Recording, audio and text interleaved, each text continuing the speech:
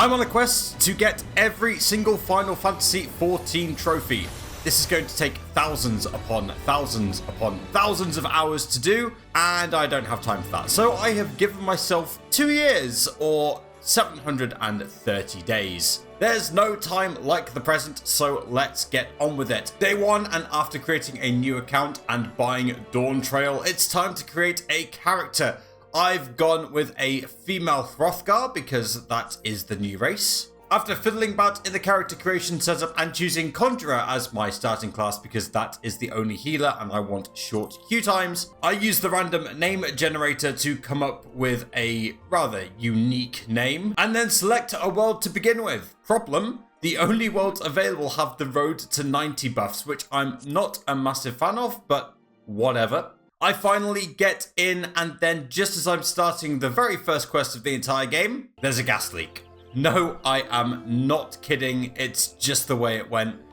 Let's try that again. I'm going to skip the cutscenes because I've done everything up to the end of Endwalker, so if you're looking for plot summary, this ain't the video for you. I kill a few trees and take down the evolved form of Graveler, as well as starting the Conjurer side quests, because for a Realm Reborn, I'm going to need to do all the Conjurer quests and the White Mage quests at some point. It's also worth noting that because I pre-ordered Dawn Trail, I get these Azema's earrings.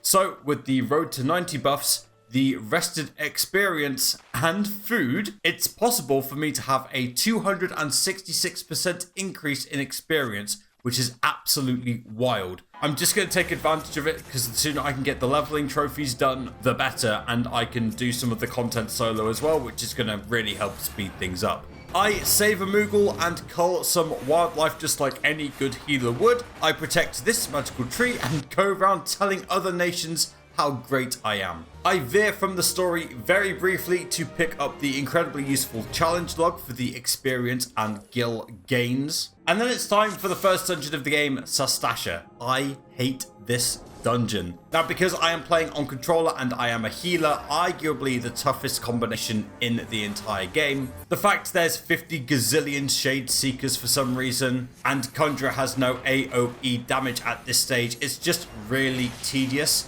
and the boss design is just really uninspiring. From one tutorial dungeon, effectively, to another, I head to the Tam-Tara Deepcroft. I actually like this dungeon.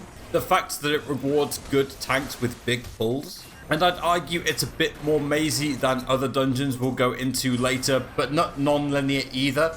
I think this is a massive upgrade from Sastasha, but the lack of true mini-bosses and the final boss being a bit too easy for my liking means that Tam-Tara sits squarely in the C tier. I tell nature to piss off again, and then it's time for the Copperbell Mines, the third and final tutorial dungeon. Now, this one is the most recent of the three because it got quite the upgrade a couple of expansions ago, and honestly, it's super fun. The three bosses all have pretty cool mechanics, basic but pretty cool, and they're all different from one another. I don't get bored when I'm clearing through the dungeon.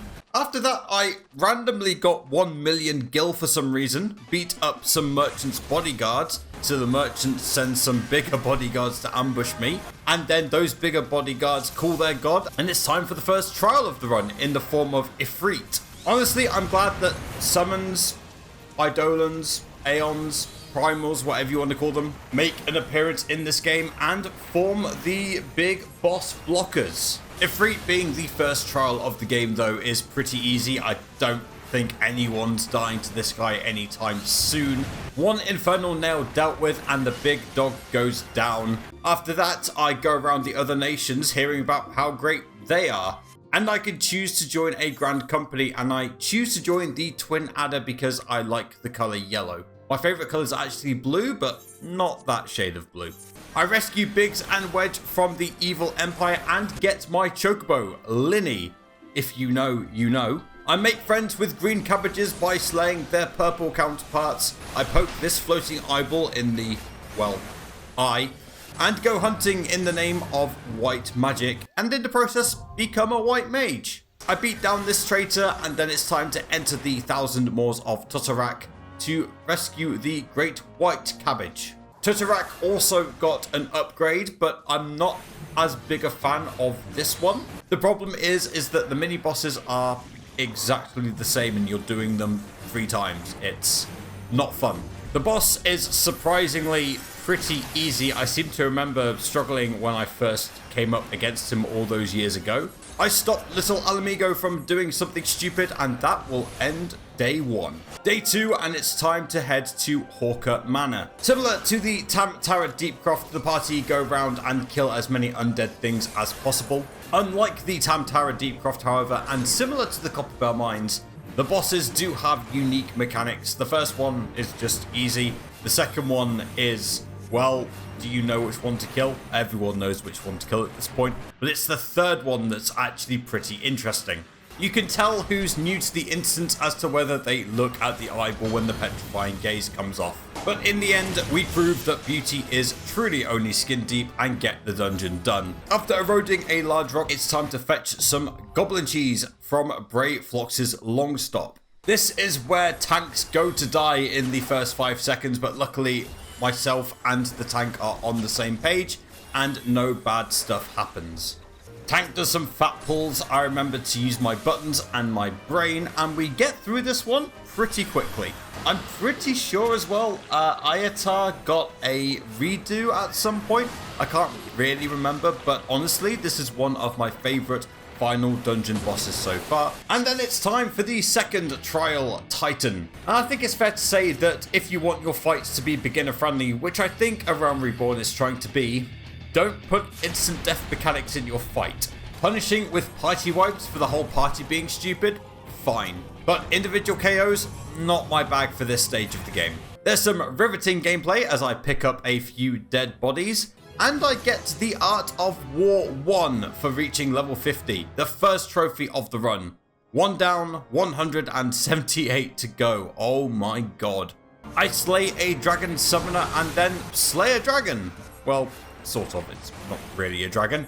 And then it's time to find an airship at the Stone Vigil. Stone Vigil got a glow up not too long ago, and it's so much better than I first remember. Unfortunately, unlike previous dungeons, the tank and I aren't always on the same page, and I let him get a bit too far ahead of me. I take my eye off the ball for 2 seconds, and that's the first death of the run. Despite this, Stone Vigil is, well, fun. It really is. The second boss is a ton of fun with some really cool mechanics, and the final boss is just a big bad dragon and really lets me play out a power fantasy. A power final fantasy. There's a brief break in the action as I reject Taylor Swift's advances, and then it's time to head to the Howling Eye and take on Garuda. This is the first one where I did feel as if I was with new players. That's perfectly fine. The Razor Plumes came out and everyone ignored them. I'm not going to let that cloud my judgment on how much fun I have whenever I fight Garuda. I rescue Biggs and Wedge from the Evil Empire again and smoke the Evil Empire 2 seconds later. I learn how to train my Magitech Reaper and rescue everyone else. Oh yeah, I haven't even mentioned the Signs of the Seventh Dawn yet because they don't matter.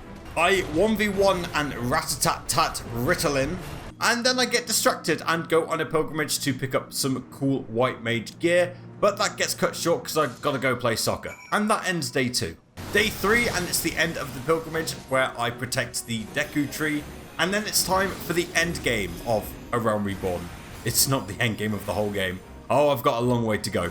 Castrum Meridianum would be a slog from a healer perspective if it wasn't for the fact that I now finally had an AoE in the form of Holy. The fact that Holy is such a useful spell in this dungeon means that this is actually a really enjoyable level. And Livia is an engaging, if fair and easy boss fight. Then it's time for the Praetorium and its infinite cutscenes, which are unskippable. Oh my god, why? And it's time for the final trial, Porta Decumana against the might of the Ultima weapon. And oh my god, they went all out on this one. Multi-phase fight, Crystal Mummy constantly saving my ass. Actually having to pay attention to who needs healing and switching between being a healer and a third DPS. And putting the Evil Empire in its place once and for all. This for me is the gold standard of how an expansion should end in terms of boss fights. For some reason, I then have to 1v1 a pretty boy afterwards. I'm not entirely sure why. And 13 hours and 16 minutes of gameplay, coffee breaks, gas leaks, toilet breaks, dinner breaks, whatever. Later, A Realm Reborn is done and dusted, and I get the trophy. The second of the game, doubling my trophy count. Next up, the only raid series required for the main plot, the Crystal Tower. But that, my friends, is a story for another day.